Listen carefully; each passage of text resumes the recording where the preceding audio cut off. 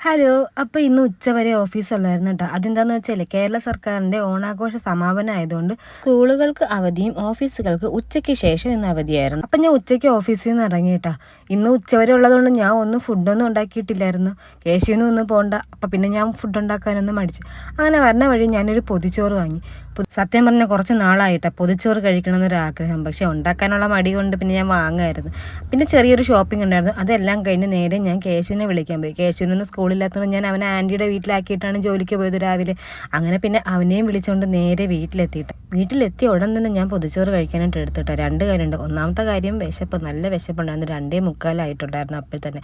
രണ്ടാമതിൽ എന്തൊക്കെ ഉണ്ടെന്ന് അറിയാനുള്ളൊരു ക്യൂരിയോസിറ്റി. അങ്ങനെ വിശപ്പ് സഹിക്കാൻ വയ്യാതെ ഞാൻ തുറന്നിട്ട വാഴയിലായിരുന്നു ആ പൊതിച്ചോറ്. പിന്നെ ഇതിൽ അവിയലും മീൻ പൊരിച്ചതും തോരനും അച്ചാറും ചമ്മന്തിയൊക്കെ ഉണ്ടായിരുന്നു. പിന്നെ മോരേറിയും മീൻകറിയും സാമ്പാറും ഉണ്ടായിരുന്നു എക്സ്ട്രാ. ഞാൻ ആദ്യം മീൻകറിയാണ് എടുത്തൊഴിച്ചത് കേട്ടോ. കുറച്ച് ദിവസമായി മീൻകറി കൂട്ടിയിട്ട്. അങ്ങനെ ഞാൻ മീൻകറിയും അതെല്ലാം മിക്സ് ചെയ്ത് ചോറ് കഴിച്ച്. പിന്നെ ഒരു 2-3 വീഡിയോ എഡിറ്റ് ചെയ്യാനുണ്ടായിരുന്നു. പിന്നെ അതും ചെയ്ത് പിന്നെ ഒന്ന് കിടന്ന് ഉറങ്ങി. അപ്പോൾ ഇന്നത്തെ വീഡിയോ അത്രയേ ഉള്ളൂ. ഇഷ്ടമായി ലൈക്ക് ചെയ്യണേ. ബൈ.